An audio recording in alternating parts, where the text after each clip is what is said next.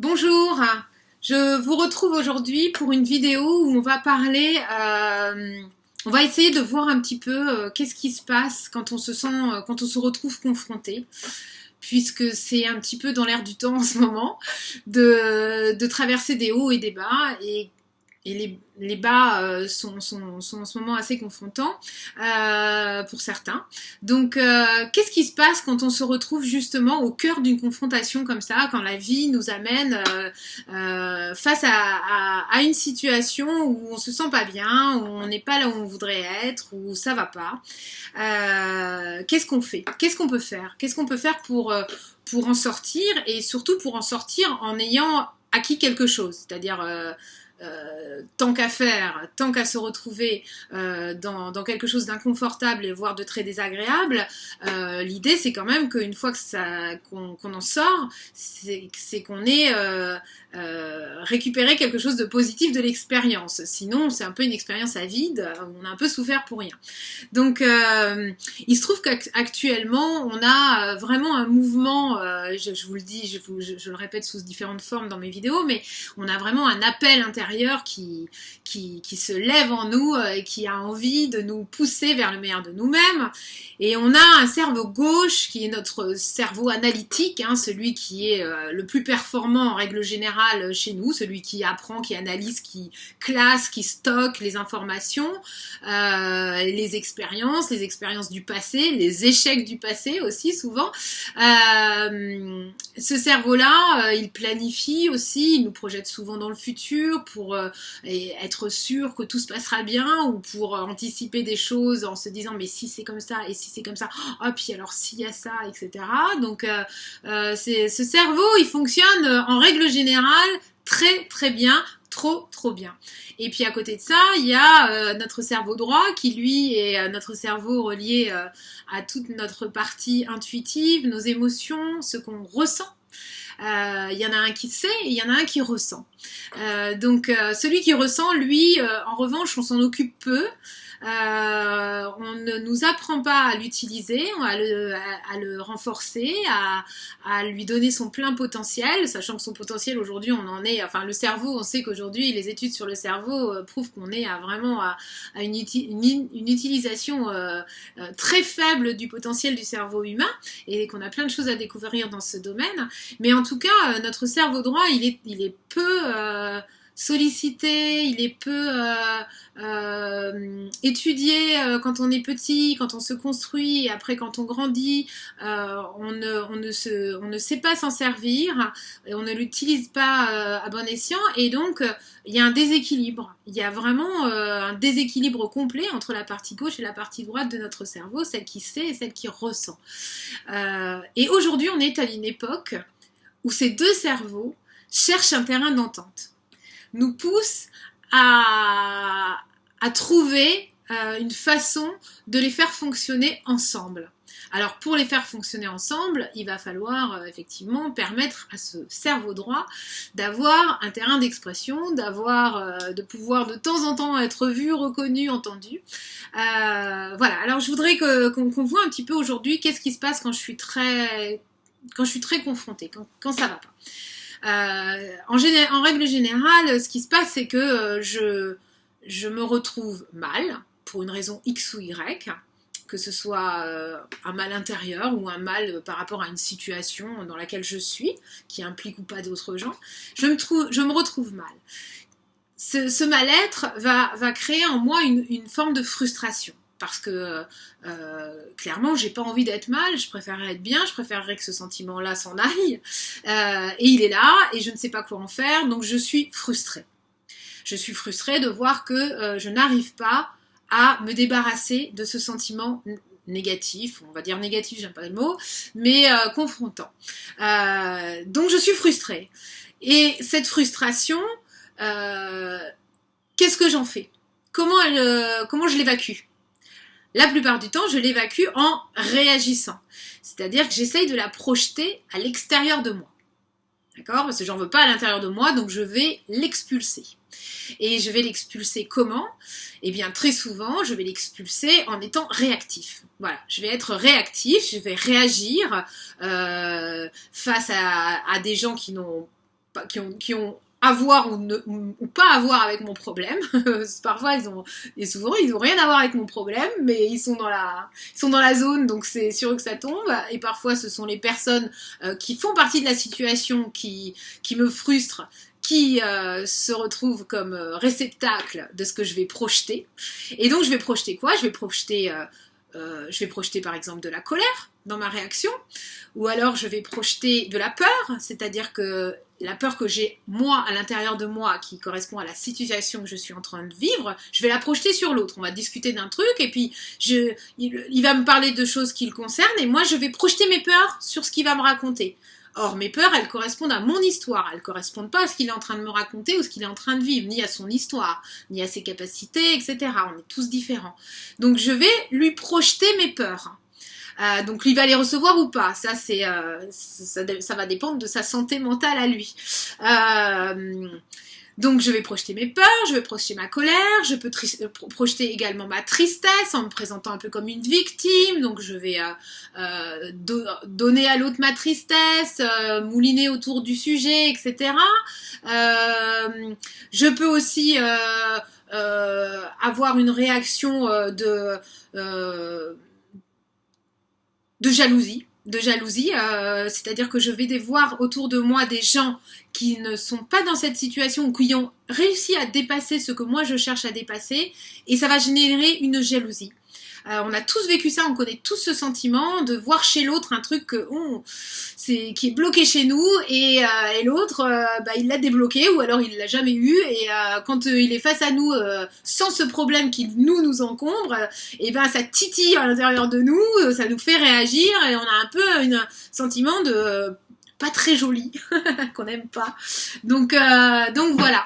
Et là, on renforce en plus, quand on est dans ces réactions-là, et qu'on en a conscience ou après coup, on renforce quelque chose de plutôt négatif en nous et de culpabilisant, c'est qu'on se dit, on se voit, on a vu qu'on était en colère, on a vu qu'on était jaloux, on a vu qu'on n'était pas très aligné avec le meilleur de nous-mêmes dans nos réactions et on se remet une petite couche de culpabilité ou de colère envers nous-mêmes, de jugement, voilà, la boucle est bouclée, donc on a la bourriche pleine de choses pas très constructives qui vont pas nous amener vraiment sur le chemin de la résolution du problème initial.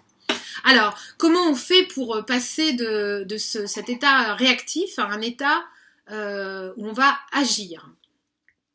Il y a vraiment des clés dont on parle beaucoup aujourd'hui et c'est pas pour rien parce qu'on a des scientifiques aujourd'hui qui démontrent les choses de plus en plus et il est clair que si à un moment donné on prend pas conscience qu'il va falloir freiner un peu ce cerveau gauche, freiner un peu ces idées qui filent à 1000 à l'heure dans nos têtes, ce rythme effréné qu'on a au quotidien, ce remplissage de cerveau qu'on se fait, alors qu'on subit, mais dont on est acteur nous-mêmes aussi à travers le temps qu'on va passer à faire des choses qui sont liées à cette société de consommation, que ce soit consommation d'images, de messages, d'aller faire du shopping, de regarder des séries, d'absorber les médias, d'être tout le temps dans un mouvement permanent auquel s'associent en permanence des pensées, mais des pensées vides, des pensées qui nous embarquent, qui nous mettent sur pilote automatique. Et bien tant qu'on continuera à nourrir ce cerveau gauche de cette manière, le cerveau droit, celui qui ressent les choses, n'a pas d'espace. On ne lui octroie pas de temps et d'espace. Donc le fait à un moment donné de volontairement se dire il va falloir que je soigne ou en tout cas que je commence à voir un peu ce qui se passe dans mon fonctionnement et à quel moment j'ai un espace pour ressentir ce qui se passe en moi, ressentir ce qui se passe en nous, ça ne peut pas se faire dans le bruit et dans l'agitation, c'est impossible. Ça ne peut pas se faire quand on est très fatigué, ça ne peut pas se faire quand on est totalement embarqué dans nos pensées négatives. C'est impossible, il n'y a pas d'espace pour ça. Et comme ce cerveau a besoin de place, a besoin de temps, eh bien, il va falloir dans nos vies créer ces espaces et ces moments où on va permettre au cerveau droit de faire son boulot. Et son boulot, ça va être de nous aider à être en pleine conscience de nos mécanismes, à pouvoir les observer, c'est-à-dire être cet observateur intérieur et nous voir fonctionner. Et quand on regarde un fonctionnement, on voit comment ça marche, on voit ce qui marche pas, si on le regarde. Si on est sur pilote automatique, on ne regarde rien. Et observer les choses, c'est déjà en partie les traiter. C'est-à-dire, je m'en occupe. Si j'observe, je m'en occupe. Quand je suis confrontée, si je m'observe, je m'occupe de cette confrontation. Si je réagis, je prends une patate chaude, je la jette à quelqu'un. Voilà. Et on en reste là. Et la vie va me représenter des situations ou en tout cas je vais me retrouver à nouveau confrontée à des choses ou à des gens ou à des moments qui vont venir simplement appuyer sur quelque chose qui est à l'intérieur de moi et qui dysfonctionne. Hein, parce que c'est pas d'avoir jeté la patate chaude à l'autre qui va régler le problème qui est chez moi. Donc le fait de créer de l'espace, de créer du temps pour pouvoir laisser ce cerveau droit faire son boulot, comment on fait ça? Eh bien aujourd'hui scientifiquement, hein, les 3 activités qui vous permettent le plus de créer cet espace nécessaire pour que notre cerveau droit, notre intuition, notre sensibilité, nos émotions nous parlent de l'intérieur et nous aident à regarder ce que nous devons changer, eh bien les 3 activités qui scientifiquement nous sont le plus propices à ça, c'est la méditation, donc clairement. Maintenant, la méditation, il y a des centaines de façons de méditer différentes. C'est pas le coussin assis dans le silence et l'immobilité, absolument. Il y a des gens qui apprécient ça. Moi, je sais que je peux apprécier pendant 1 heure de méditer, mais je le fais rarement. Mais je peux le faire. Et parfois, ça m'arrive de m'asseoir et je peux rester 1 heure sans aucun problème en méditation. Et c'est en général un moment très ressourçant. Mais je le fais rarement parce que je le fais sous d'autres formes au quotidien. Par contre, je le fais au quotidien. Et j'ai trouvé mes formes à moi de méditation et de techniques qui me ramènent à moi-même. Donc ça, il y a tout un tas d'endroits où vous pouvez trouver l'information par rapport à ça, des techniques de méditation, des applications, on peut méditer en allant marcher, on peut méditer en se répétant des petites phrases clés pour créer un sas où on arrête les pensées du cerveau gauche.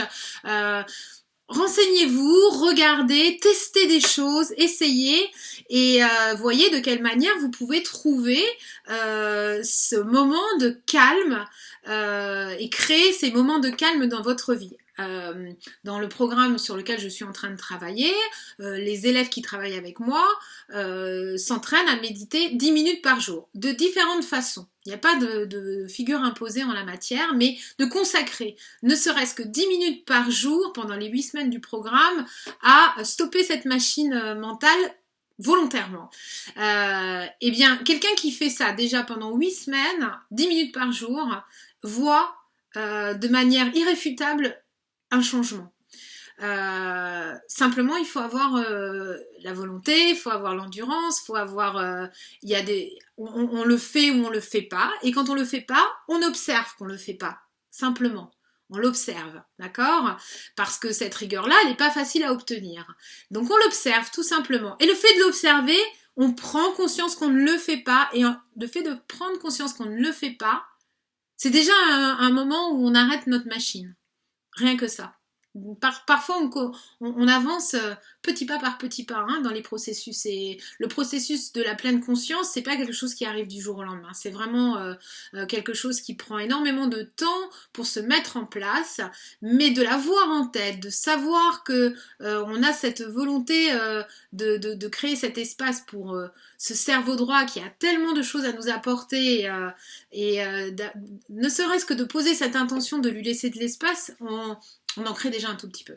Donc, c'est évident que pour... non, mais je parlerai de ça après. Bon, la deuxième chose qui nous aide à développer ce cerveau droit, c'est l'écriture. Alors ça, y a des gens qui sont familiers à ça déjà, mais il y a des gens qui ne le sont pas du tout. Mais l'écriture, le fait de prendre un cahier, d'avoir un petit cahier dans lequel on écrit ce qui va pas, n'importe quoi, où on laisse notre pensée divaguer à travers un geste d'écriture, c'est démontré, c'est scientifique, ça aide à calmer le flux mental et ça aide à clarifier, à avoir une forme de recul par rapport à nos pensées. Donc c'est un petit peu comme quand on parle à un ami qui n'est pas impliqué dans ce qu'on vit, on lui raconte notre situation avec toutes les émotions qui y sont associées, etc. Et lui, en 2 temps 3 mouvements, il nous dit « Mais pourquoi tu fais pas ça ?» Et là, on se dit, bah oui, c'est vrai, il a raison, pourquoi je fais pas ça? Eh bien, quand on parle à un cahier, c'est un petit peu pareil, on se dissocie un peu, et on va se rendre compte que notre écriture nous embarque dans quelque chose d'inattendu, souvent, si on la laisse faire, si on répète l'exercice au quotidien, régulièrement, eh bien, notre écriture va nous dire des choses, va nous autoriser à nous dire à nous-mêmes des choses. Elle va nous connecter au cerveau droit qui, lui, va venir nous parler. C'est un exercice étonnant aussi. Moi, j'avoue que quand je relis certains de mes écrits, je suis vraiment très très étonnée parce que je n'ai aucun souvenir d'avoir écrit ce que je lis. Et je suis même, à chaque fois, je me dis, mais c'est pas moi qui ai écrit ça, c'est dingue, c'est fou. Des fois, je trouve ça génial. Des fois, je trouve ça surprenant. Tentez l'exercice, tentez l'expérience, on peut écrire 5 minutes par jour, ça fait partie aussi du programme sur lequel je travaille. Et on peut aussi, quand ça va vraiment pas, prendre 4 feuilles de papier, les noircir de tout ce qui va pas, de toute la colère qu'on a, la tristesse, la frustration, écrire, faire une boule, brûler la boule et se dire voilà, au moins, je l'ai extériorisé d'une autre manière que par de la colère reportée sur un de mes proches, par exemple. Voilà, j'ai évacué quelque chose et je le laisse partir en fumée ou je l'enterre dans la terre, chacun fait comme il veut. Je le coupe en petits morceaux. Je le laisse se dissoudre et c'est extrêmement thérapeutique. Donc ça, je vous le conseille aussi. Et puis la troisième chose, c'est la pleine conscience. Alors il y a la méditation, mais il y a la pleine conscience. Et la pleine conscience, c'est justement cette capacité de s'observer dans ce qu'on fait sans aucun jugement, mais sans complaisance non plus. C'est-à-dire être capable de se voir dans nos fonctionnements. Donc il faut déjà un peu travailler sur les 2 premiers outils pour pouvoir commencer à rentrer dans la pleine conscience. Parce que quand le cerveau gauche a la main, je peux vous dire qu'il laisse vraiment très peu de place pour la pleine conscience. Et on ne se voit pas faire, on ne s'entend pas parler, on ne se voit pas faire, on ne se voit pas réagir. À la limite, on voit après coup parce qu'il y a des conséquences. Et on réalise après coup, et c'est parfois trop tard, et dommage. Et donc, en travaillant déjà sur les 2 premiers, on libère un petit peu d'espace et on commence à pouvoir développer une forme de pleine conscience au quotidien. Et on s'entend parler, on se voit faire, on a même un petit moment juste avant de faire qui nous permet de dire là j'y vais pas, là j'explose pas. Et ça c'est uniquement quand on a commencé à ralentir la machine mentale qu'on a accès à ça. Et c'est indispensable. C'est très compliqué de modifier nos comportements si à un moment donné on ne se met pas en pleine conscience de là où ils interviennent, comment ils fonctionnent, pourquoi ils se déclenchent, etc. On va pouvoir faire des tas et des tas de thérapies, de programmes de développement personnel, et puis on se retrouvera toujours avec nos mêmes problèmes. Donc faire cet espace-là, c'est nécessaire. Donc aujourd'hui, on est à une époque où l'hygiène mentale est devenue vitale. Vital à nos fonctionnements, vital aux êtres que nous sommes, si on veut se respecter, si on veut se donner une chance d'aller vers nos intentions les plus belles. On n'a plus d'autre choix aujourd'hui dans le monde dans lequel on vit que d'avoir cette hygiène mentale qui correspond à l'hygiène physique telle qu'elle s'est imposée des siècles et des siècles auparavant, où c'était pas une évidence d'être propre, c'était pas une évidence de soigner son corps, de se brosser les dents, etc. Il y a eu des époques où c'était pas une priorité, hein, on est d'accord. Et puis ça l'est devenu petit à petit parce que l'humain a évolué. Et donc petit à petit, on a appris aux enfants qu'il fallait se brosser les dents tous les jours, à se faire sa toilette, etc. Prendre soin de son corps, se soigner quand on est malade, anticiper si c'est possible, et, voilà, pour avoir un corps qui fonctionne bien. Et là encore, on est dans une évolution aujourd'hui où on va dire que ces critères d'hygiène, ils sont rentrés dans les mœurs. Un petit enfant, il met quelques années à en faire une routine quotidienne, mais un adulte, aujourd'hui, il réfléchit plus, il se brosse les dents, il se pose pas la question, il le fait. Eh bien, on arrive à une ère où ça devient la même chose pour notre santé mentale.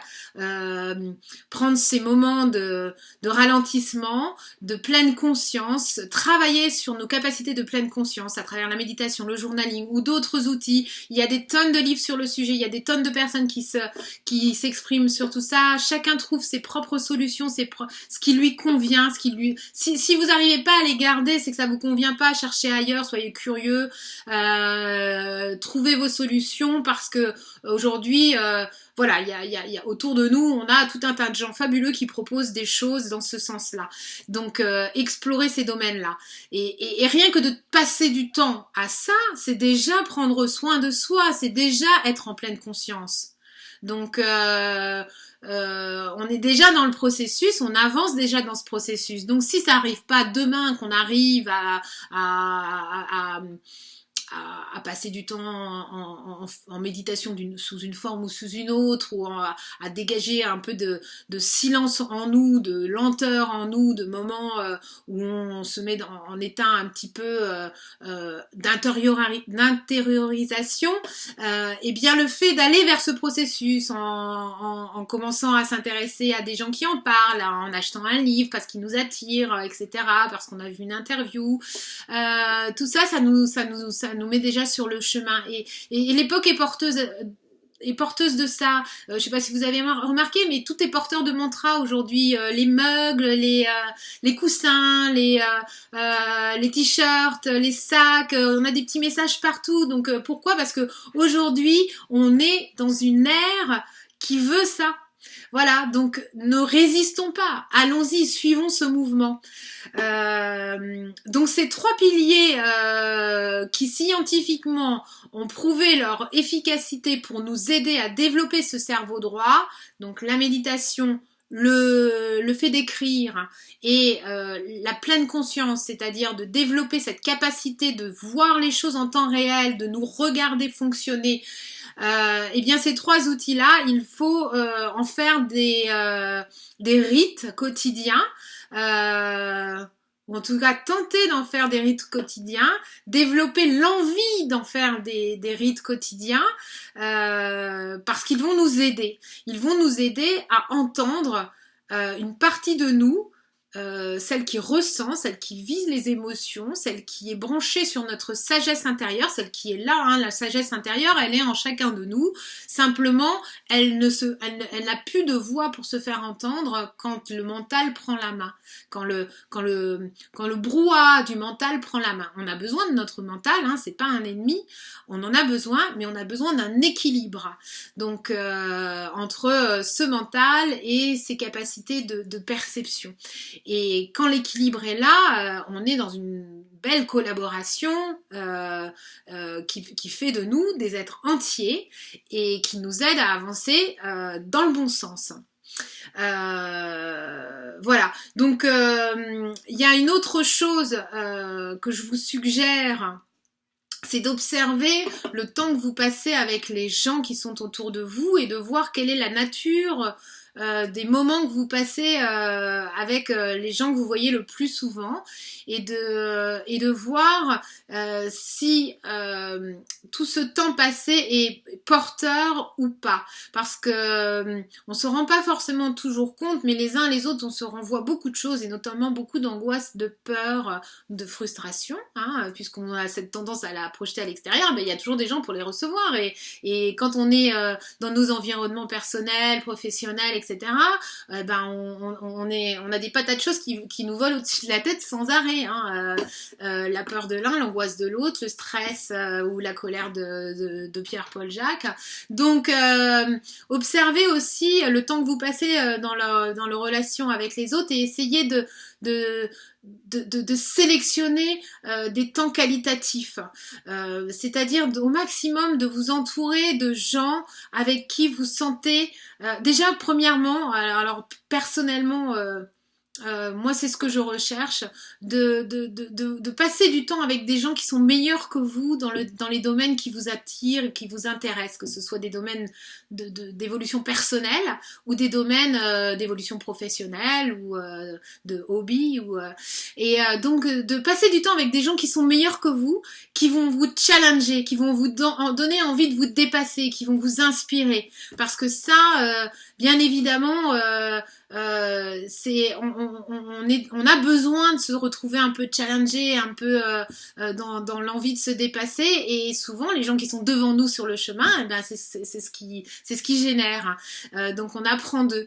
Ensuite, entourez-vous de gens qui vous soutiennent, parce que on a besoin d'être soutenu aujourd'hui, on n'a pas besoin d'être enfoncé.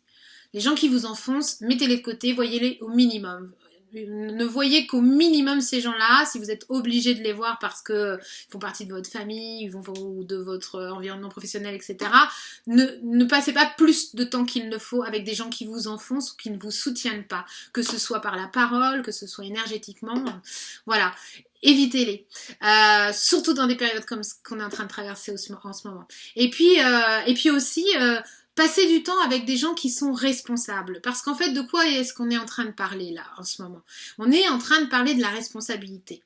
La responsabilité de prendre en charge les conséquences des expériences que l'on vit et les conséquences de ce que l'on traverse, de nos émotions, de tout ce qu'on essaye de faire à l'intérieur de nous et de tout ce qu'on vit à l'extérieur de nous, de prendre la responsabilité de se dire que ce qui nous arrive, on est acteur de tout ce qui nous arrive.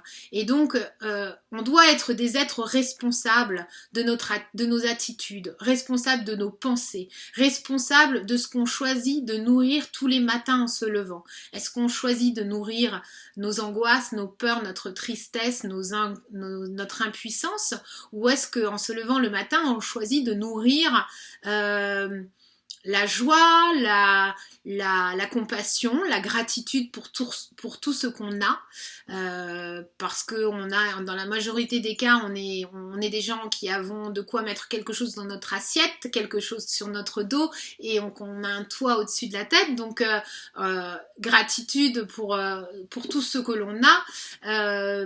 Est-ce qu'on se lève le matin avec des pensées qui vont dans ce sens, ou est-ce que d'entrée on est embarqué avec toutes les projections de nos peurs, de nos angoisses, de nos problèmes. C'est une responsabilité, ça. C'est vraiment une responsabilité. Et comme un athlète ne décroche pas une médaille d'or sans entraînement, même plus qu'un entraînement, hein, un athlète de haut niveau, pour décrocher sa médaille d'or, c'est des années et des années de pratique. C'est un coach, c'est obligé. Et c'est une équipe. D'accord? Eh bien, nous, on vise la médaille d'or. On est bien d'accord. Dans les domaines qui nous concernent, on vise la médaille d'or. Sinon, c'est pas marrant. dans nos domaines à nous, hein, c'est nous qui nous la remettons la médaille d'or, donc il n'y a pas de souci, on peut la viser. Donc on a besoin de pratiquer comme un athlète. Et pratiquer, c'est pas s'acheter la tenue de sport et puis passer devant tous les matins en se disant elle est là, elle est là, elle est là, j'ai fait un premier pas, voilà. Non, c'est l'enfiler et puis tous les matins aller pratiquer, d'accord? Donc la pleine conscience, le fait de trouver des outils pour développer le calme, la tranquillité, l'introspection, voilà, c'est ça notre pratique à nous, hein. Donc dédier du temps à ça, du temps et de l'argent parfois. L'athlète, il a aussi un coach, donc parfois on a besoin d'avoir des alliés dont c'est le métier ou dont c'est la vocation de nous accompagner dans ce domaine. Donc c'est pareil, des thérapeutes aujourd'hui, il y en a... Il y a une pléiade de thérapeutes qui de plus en plus en fait font de leur propre parcours la thérapie qu'ils proposent de partager. Donc il y a des thérapies qui correspondent à tout un tas de profils d'expérience et de profils de personnalité, et quand on est prêt à vouloir changer des choses chez nous, en règle générale on rencontre les bonnes personnes, et quand c'est pas les bonnes personnes, il suffit d'avoir le discernement de se dire bon ben voilà, c'était pas la bonne personne, mais c'est pas pour autant que je vais laisser tomber, je vais la trouver la bonne personne. Donc voilà, le coach ça peut être utile aussi aujourd'hui, de la même façon que l'athlète a besoin de son coach pour le soutenir, pour l'entraîner, pour avoir un regard extérieur et le soutenir dans la motivation, dans l'endurance. Un athlète sans coach, je suis pas sûre qu'il décroche sa médaille d'or, hein, voilà.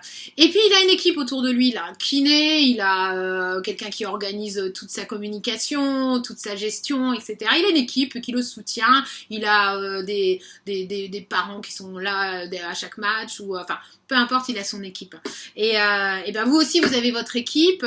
Ayez le discernement de trouver les personnes qui peuvent faire partie de cette équipe-là, c'est-à-dire ceux qui sont meilleurs que vous, ceux qui vous challenge avec compassion, dans une positive attitude, ceux qui vous soutiennent et ceux qui eux-mêmes ont fait ce travail d'être responsables. Parce que si on s'entoure de gens qui sont tout le temps en train de nous envoyer leurs patates chaudes, ça va être compliqué d'avancer.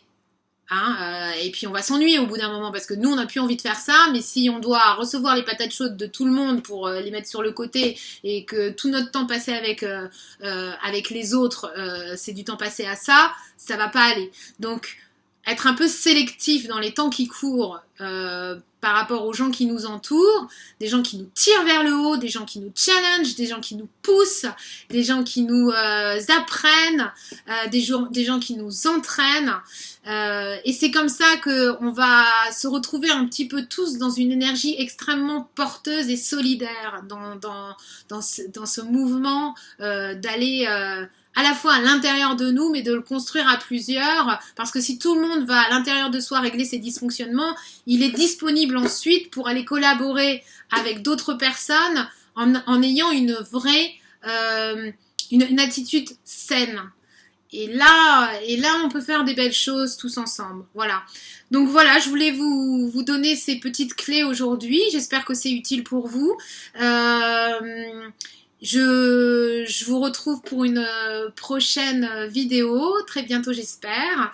Et puis en attendant, je vous souhaite une belle fin du mois d'avril, une belle arrivée du printemps j'espère en France. Ici à Miami on a un magnifique soleil, donc s'il n'y en a pas encore en France, je vous en envoie quelques caisses. Voilà, à très bientôt.